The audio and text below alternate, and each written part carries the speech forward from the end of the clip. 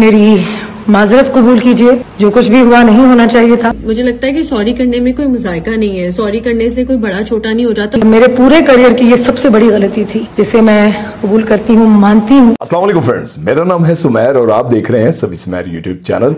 दोस्तों, आम आवाम हो या फिर फनकार, इस माशरे में अपनी इज्जत और मकाम बनाने के लिए न जाने कितने साल दिन रात मेहनत करते हैं, और जब वो इस माशरे में अपनी इज्जत और मकाम हासिल कर लेते हैं तो फिर बड़ा सोच समझ कर हर कदम उठाते हैं। अपनी जुबान को इस्तेमाल करने से पहले बहुत बार सोचते हैं, लेकिन कुछ फनकार ऐसे हैं जो बिना सोचे समझे कोई भी ऐसी बात कर देते हैं जिसकी वजह से उन्हें बहुत ज्यादा तनकीद और शर्मिंदगी का सामना करना पड़ता है। और बहुत सारे ऐसे फनकार भी हैं जिन्होंने ऐसी बातें की जिनकी वजह से उनके कैरियर तक खत्म हो गए। लेकिन आज हम आपको उन फनकारों की वो बुंगियां बताने जा रहे हैं, वो बातें बताने जा रहे हैं जिनकी वजह से उन्हें माशरे में गालियां भी सुननी पड़ी और बहुत ज्यादा तनकीद का भी सामना करना पड़ा। लेकिन मजीद आगे बढ़ने से पहले आप दोस्तों से गुजारिश है कि हमारे चैनल को अगर आपने अभी तक सब्सक्राइब नहीं किया तो सब्सक्राइब कर लें और बेल आइकन पर हमेशा की तरह पप्पी करना मत भूलिएगा। तो चलिए वीडियो शुरू करते हैं। सबसे पहले हम बात करेंगे फेरोज खान की। दोस्तों, फेरोज खान ने चंद हफ्ते पहले एक इंटरव्यू में कहा था कि मैं चाहता हूं कि मुझे किसी लड़की से मोहब्बत हो जाए और इसके इश्क में खोकर मैं सब भूल जाऊं। इसके बाद इन पर काफी तनकीद की गई कि बीवी के होते हुए और 2 बच्चों के बाप होने के बावजूद इनको अपनी लाइफ में किसी और लड़की की जरूरत है, और सोशल मीडिया पर इनको शदीद तनकीद का निशाना बनाया गया। लेकिन इसके चंद दिन बाद ही फेरोज खान ने अपनी बीवी को डिवोर्स का ऐलान किया, तो सबको समझ आ गई कि वो क्यों ऐसी बातें कर रहे थे। मेरा दिल चाहता है मैं असल लाइफ में रोमांस करूं। मुझे I want to fall in love, I want to experience love. दोस्तों, एक शो के इंटरव्यू के लिए जब ईमान अली को बुलाया गया तो इन्होंने बताया कि लोगों को पता नहीं मुझ में ऐसा क्या नजर आता है कि वो मेरे हुस्न की तारीफें करते नहीं थकते, लेकिन मैं जाती तौर पर अपने आप को बहुत बदसूरत समझती हूं और इसी वजह से मैं सेल्फीज नहीं लेती, क्योंकि जब भी मैं कोई सेल्फी लेने लगती हूं तो हर एंगल से खुसरा ही लगती हूं। इसके बाद ईमान अली पर लोगों ने बहुत तनकीद की कि इन्होंने ट्रांसजेंडर कम्युनिटी की तजलील की है और इनको माफी मांगनी चाहिए। आप लोगों को क्या लगता है कि उन्होंने कुछ ऐसा कहा है जिसकी वजह से उनको माफी मांगनी चाहिए? लोग इतना कहते हैं कि मैं इतनी गुड लुकिंग हूँ, तो फिर जब मैं शीशे के आगे जाती हूँ तो फिर मैं कहती हूँ ले झूठ बोल रहे हैं। मैं अपनी तस्वीर खींच ही नहीं पाती, जहाँ से भी जहाँ भी जाता है कैमरा में है खुसरा शक्कर ही अच्छी लग रही होती, तो तस्वीर क्या खींचूंगी और कब लगाऊंगी। दोस्तों, अभी रिसेंटली आयमा बेग पर इनके मंगेतर शहबाज शिगरी को धोखा देने पर काफी तनकीद की गई। एक ब्रिटिश मॉडल तलूला ने आयमा बेग को एक्सपोज करते हुए कहा कि इन्होंने शहबाज शिगरी से शादी तय होने के बावजूद एक और शख्स के साथ नाजायज ताल्लुकात रखे हुए थे, और तलूला ने सबूत के तौर पर काफी स्क्रीनशॉट्स और ऑडियो रिकॉर्डिंग्स भी शेयर की। इन्होंने यह भी कहा कि आयमा बेग की ये हरकतें जब शहबाज शिगरी के सामने आई तो इन्होंने मंगनी तोड़ दी। इसके बाद लोगों ने आयमा बेग पर काफी लान तान की कि ये कितनी बेशरम लड़की है, लेकिन आयमा बेग का कहना था कि मैंने इस लड़के से ताल्लुकात शहबाज शिगरी के ब्रेकअप के बाद बनाए थे, इसलिए मैंने कुछ गलत नहीं किया और ना ही किसी को धोखा दिया है। दोस्तों, अहद रजा मीर से डिवोर्स के चंद दिन बाद ही सजल और शहरियार मुनव्वर का एक बोल्ड फोटोशूट सामने आया, जिसमें सजल अली को काफी वल्गर कपड़ों में देखा जा सकता है। इद्दत के दिनों में इस तरह की हरकत करने पर सज्जल को बहुत बुरा भला कहा गया, लेकिन इन सब के लान तान के बावजूद सज्जल ने कहा कि मैं एक अदाकारा हूं और ये मेरा काम है और मुझे कोई फर्क नहीं पड़ता, जो मर्जी सोचें। दोस्तों, हीरा मानी ने दुआ ज़हरा और ज़हीर अहमद के केस के हवाले से अपनी राय देते हुए कहा कि मैं बस चाहती हूं कि ये दोनों एक दूसरे से कभी जुदा ना हो। इसके बाद हीरा मानी के खिलाफ सोशल मीडिया पर कैंपेन चल पड़ी कि इनको बायकॉट किया जाए क्योंकि चाइल्ड किडनैपिंग को सपोर्ट कर रही हैं, और यहां तक कि इनके हस्बैंड मानी भी इनसे सख्त नाराज हुए और कहा कि जिस बात की तुम्हें मुकम्मल तौर पर इंफॉर्मेशन नहीं, इसके बारे में तुमने बयान क्यों दिया। इसके बाद तंग आकर हीरा मानी को लोगों से माफी मांगनी पड़ गई।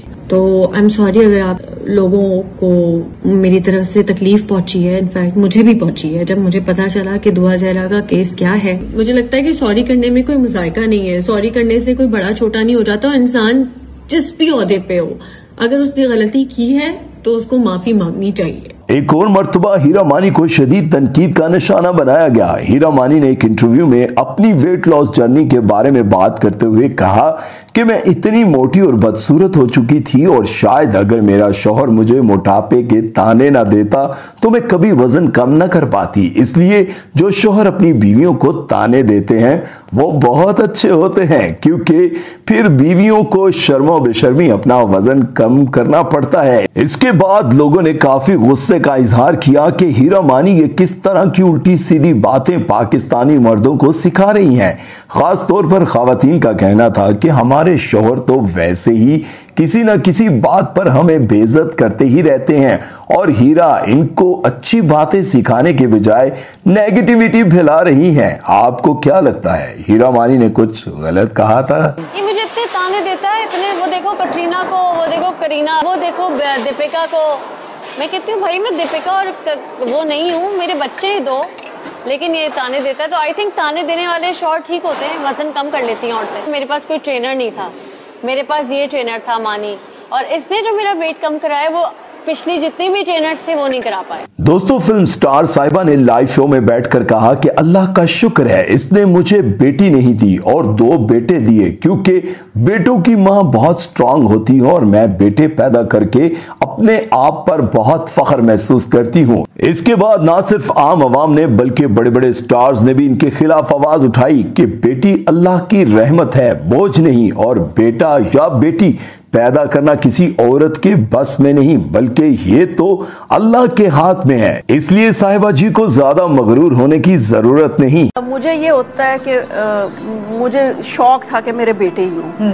मुझे लगता है कि बेटी अल्लाह ने इस जमाने में नहीं दी, ये भी अल्लाह का मैं शुक्र अदा करती हूँ। दोस्तों, आयशा उमर तो वैसे ही अपने बोल्ड लाइफस्टाइल की वजह से बहुत मशहूर हैं और आए दिन इनके वल्गर फोटोशूट की धूम मची रहती है। लेकिन शुएब मलिक तो शुरू से ही काफी डिसेंट और सुलझी हुई पर्सनालिटी के मालिक हैं। यही वजह है कि जब आयशा उमर और शुएब मलिक का बोल्ड फोटोशूट लॉन्च किया गया तो पाकिस्तानी अवाम शॉक हो गई कि ये शुएब मलिक ने क्या कर दिया और गालिम गलोच का सिलसिला शुरू हो गया। बल्कि बहुत से लोगों का यह भी कहना था कि इन दोनों का कोई ना कोई चक्कर जरूर चल रहा है, इसीलिए ऐसी हरकतें कर रहे हैं। दोस्तों, अभी रिसेंटली फिल्म स्टार रेशम ने मछलियों को खाना डालने की वीडियो शेयर की, लेकिन इस वीडियो से मोहब्बतें समेटने की बजाय रेशम ने खूब गालियां समेटी।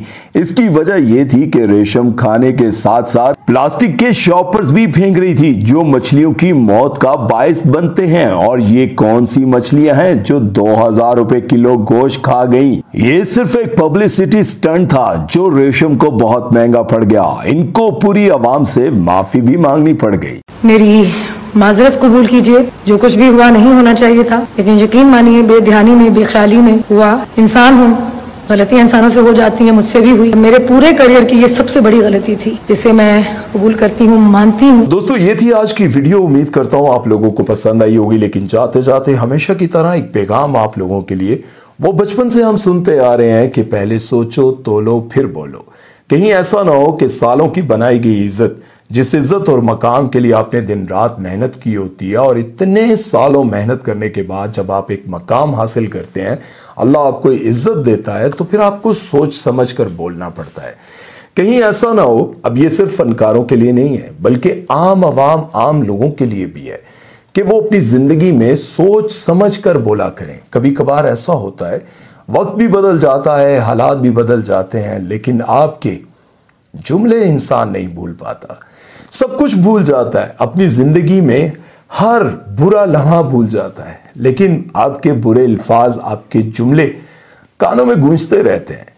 कहीं ऐसा ना हो कि आप भी जाने अनजाने में किसी गुरूर में ऐसे जुमले या ऐसे अल्फाज बोल दें किसी के लिए कि वो कभी आपके सामने आए या फिर आपकी गैर मौजूदगी में भी आपको बहुत बुरे अल्फाज में याद करे। क्योंकि जब आप इज्जत के लिए दिन रात मेहनत कर रहे होते हैं, मकाम के लिए दिन रात मेहनत कर रहे होते हैं, तब आप बड़े आजिज होते हैं। और जब अल्लाह आपको एक मकाम दे देता है तब आप भूल जाते हैं। कि मुझे सोच समझ कर बोलना है। इस जुबान के, ये जो जुबान से निकले हुए तीर है ना, इनके जख्म कभी नहीं जाते, इसकी तकलीफ कभी नहीं भूली जाती। इसलिए सोच समझ कर बोलें और अपना बहुत सारा ख्याल रखें। खुश रहें, आबाद रहें और सुमैर चौधरी को दीजिए इजाजत। अल्लाह हाफिज।